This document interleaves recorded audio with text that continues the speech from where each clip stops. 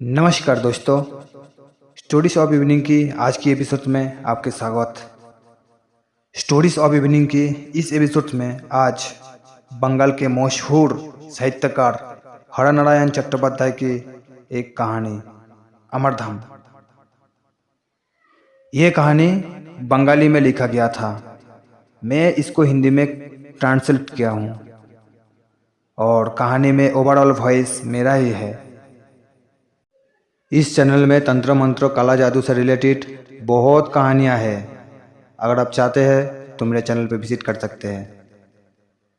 चलिए शुरू करते हैं आज की कहानी अमरधाम।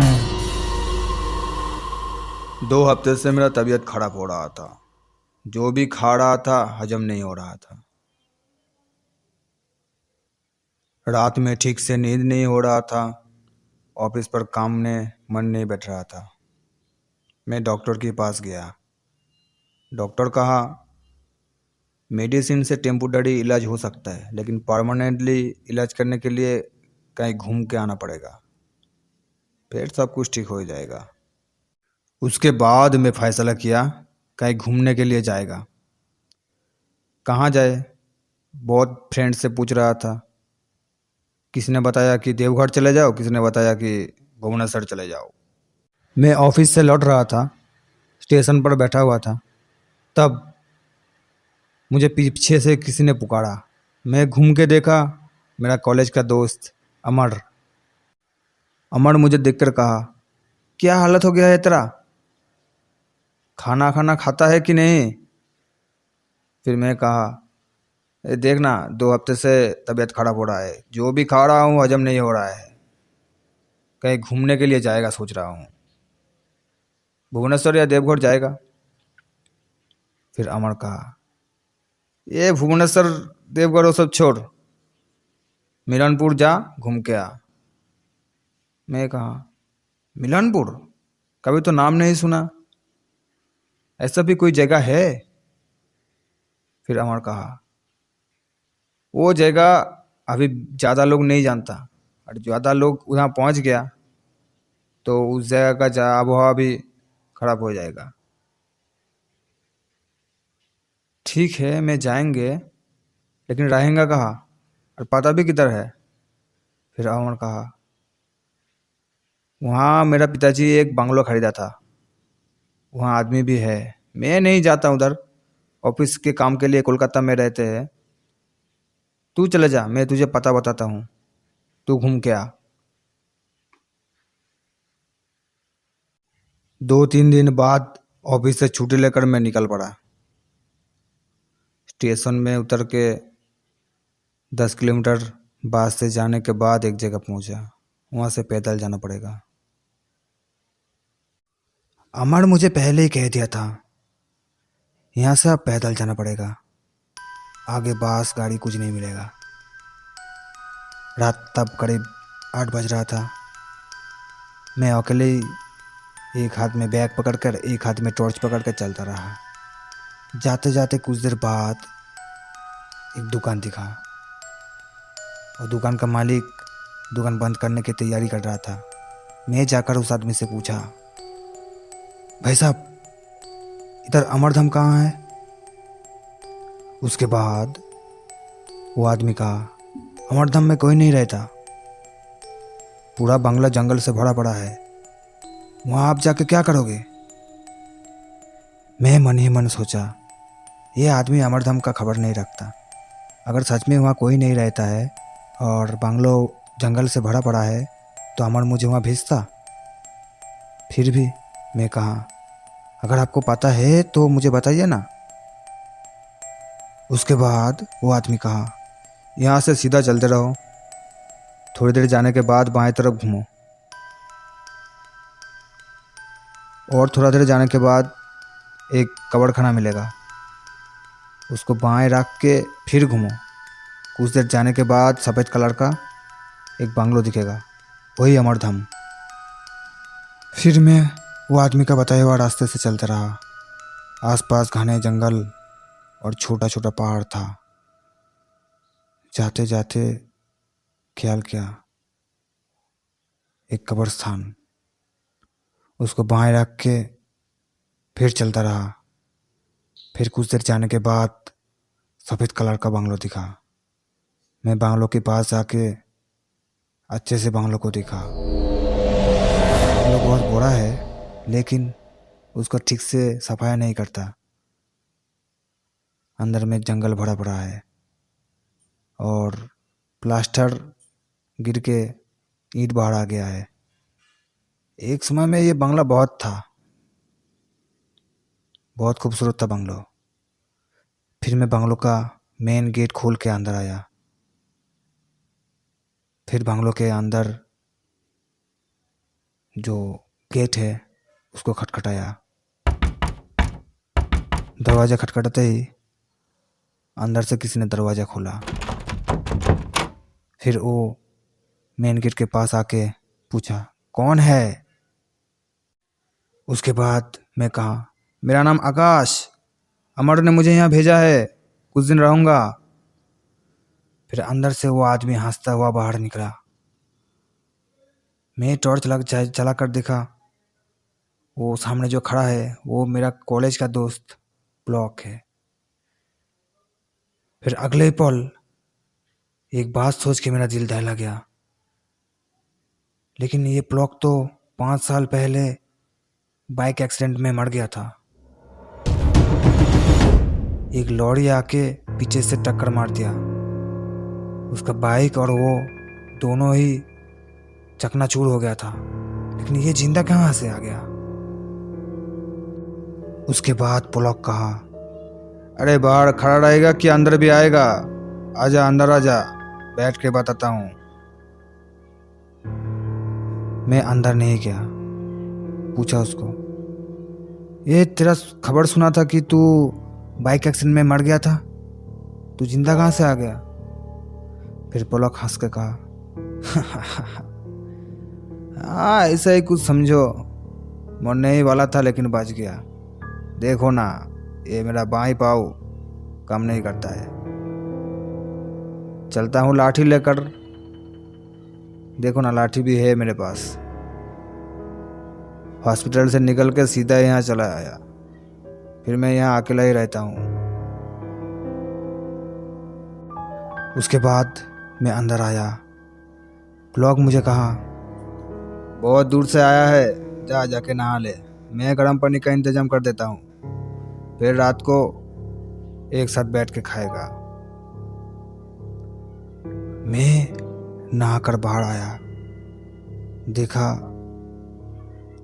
टेबल में गर्मा गर्म चावल, मुर्गी, ये सब कुछ लेकर बैठा है। फिर मैं एक साथ खाना खाया, लेकिन उसके खाने का धरन मुझे कुछ अजीब सा लग रहा था। फिर खाना दाना खा के ब्लॉक मुझे एक कमरे में लेकर आया और कहा, यही तेरा कमरा है, इधर सो जा, सब कुछ ठीक ठाक करके रख दिया है, अगर कोई परेशानी होगी तो मुझे बताना, मैं तेरे बगल वाले कमरे में ही रहता हूँ। वैसे भी मैं बहुत थके हुए थी। बिस्तर पे लेटते ही बहुत गहरा नींद आ गया। फिर नींद में उधर घूमने समय मेरा हाथ किसी ठंडी चीज़ों में टच किया। अचानक मेरा नींद खुल गया। मैं आँख खोलकर जो देखा, एक ही पल में मेरा सारे शरीर का खून ठंडा हो गया। देखा मेरे तकिया पे सर रख के एक कंकाल सोकर मेरे ही तरफ दिख रहा है। फिर मैं डर के मारे बहुत जोर से चीख दिया। साथ ही साथ ब्लॉक आके कहा, क्या हुआ, चिल्लाया क्यों? उसके बाद मैं कहा, देखो देखो, मेरा बिस्तर पे कंकाल लेटा हुआ है, देखो उधर देखो। फिर मैं उधर फिर के देखा, वहाँ कोई नहीं था। फिर पलक कहा, छोड़ो, मैं तुम्हारे पास सो जाता हूँ, रात को डर लग रहा है तुमको। मुझे थोड़ी शर्म आया। मैं कहा, नहीं नहीं, रहने दो, तुम चला जाओ, मैं अकेला ही रह जाऊँगा, कोई बात नहीं। फिर ब्लॉक चला गया। फिर मैं सो गया। अगले दिन सुबह उठ के एक चीज़ नजर आया। वो देख के मैं बहुत डर गया। घर का दरवाज़ा अंदर से लॉक किया हुआ है। फिर रात को लॉक आया कहाँ से और गया भी किधर से? ये सोच के तो मैं इतना डर गया कि क्या बताऊं। मैं बाहर जाके पूरा घटना ब्लॉक को बताया। फिर ब्लॉक जोर जोर से हंस के कहा क्या कह रहे हो तुम भी ना? रात को कुछ सपना देखा शायद तुमने। मैं कहाँ से आऊंगा तुम्हारे घर के अंदर? सपना वपना देखते हो क्या? डरावना सपना। वो सपना था, लेकिन इतना साफ दिखा मुझे। नहीं, ये सपना नहीं हो सकता। फिर एक आदमी चाय लेकर आया। उसे देखकर मैं बहुत चौंक गया। ब्लॉक उस आदमी से मेरा पहचान करवा दिया। उस आदमी का नाम था मुंगला। वो आदमी का चेहरा ऐसा था कि कोई भी आदमी उसे देख के डर जाएगा। शरीर में एक मांस नहीं था, थोड़ी सी भी मांस नहीं था। हड्डी और चमड़ी और आंख, ऐसा लगता कि उसके अंदर आंखें नहीं है। और दांत इतना चमकीला, और सब समय वो दांत बाहर निकलता था। बहुत लंबा था वो आदमी और काला सा रंग। मुझे चाय देकर चला गया। मैं चाय पिया। फिर ब्लॉक कहा, आज मुझे थोड़ा काम है, बाहर पोस्ट ऑफिस जाएगा, तुम अंदर रहो, दोपहर को खाना खा लेना, मैं बाहर खा लूँगा, मुझे लौटने में शाम हो जाएगा, मैं अभी निकल रहा हूँ। फिर ब्लॉक चला गया। मैं उस बंगलों में अकेला ही था और मुंगली था। दोपहर को जब खाना खा रहा था तब एक अजीब घटना हुआ। मैं थोड़ी दाल और एक रोटी लाने के लिए मुंगली को भेजा। मुंगली थोड़ा देर गया और दरवाजे के पास जाके ऐसा लगा कि बाहर कोई खड़ा था, वो उसके हाथ में दे दिया और तुरंत लेकर चला आया। ये देखकर मैं थोड़ा घबरा गया। ये बंगलों में कुछ अजीब अजीब घटना हो रहा है। एक डर का साया है। फिर शाम को मैं घर में ही था। बाहर कुछ आवाज हो रहा था। मैं खिड़कियां थोड़ी सी खोल के बाहर की ओर देखा। जो देखा वो देख के मेरा दिल दहला गया। बाहर 2 चेयर में 2 कंकाल बैठा हुआ है और पास में एक पेड़ में वो मुंगली पेड़ की डाल पकड़ के झूला झूल रहा है। ये देख के मुझे अचानक ही अंदर से एक आवाज निकल आया। फिर वो दोनों कंकाल मेरे ऊपर देखा। उसका आँख ही नहीं था, लेकिन फिर भी बहुत डर लग रहा था मुझे। वो दृष्टि इतना डरावना था, क्या बताऊं तुमको। उसके बाद मैं घर के दरवाजा और खिड़कियां सब कुछ बंद करके चुपचाप बैठा रहा और राम नाम जप करने लगा। मैं सोचा सुबह होते ही मेरा सब कुछ सामान लेकर चला जाऊंगा यहाँ से, नहीं तो सुबह को वो मुंगला मेरे सामने चाय लेकर आएगा। उससे सामना सामनी होने की हिम्मत नहीं है मेरे पास। किसी भी हाल में ये रात बीत जाने दे। जब मैं मेरा घड़ी में देखा 4 बज रहा है, तब मैं निकल पड़ा। वहाँ से दौड़ के चलने लगा। थोड़ी देर जाने के बाद वहीं दुकान के पास आके पहुँचा। बहुत डर गया था मैं और हाँफ भी आ रहा था। उस दुकान में पहुँच के मैं बोला, पानी दो थोड़ा, मुझे थोड़ा पानी दो। वो आदमी चौंक के मेरे तरफ देख रहा था। वो सोचा भी नहीं था कि वहाँ से मैं लौट के आऊँ। वो आदमी थोड़ा मुझे पानी देकर पूछा, तुम अमरदम से आ रहे हो? मैं कहा, हाँ मैं अमरधाम से ही आ रहा हूँ।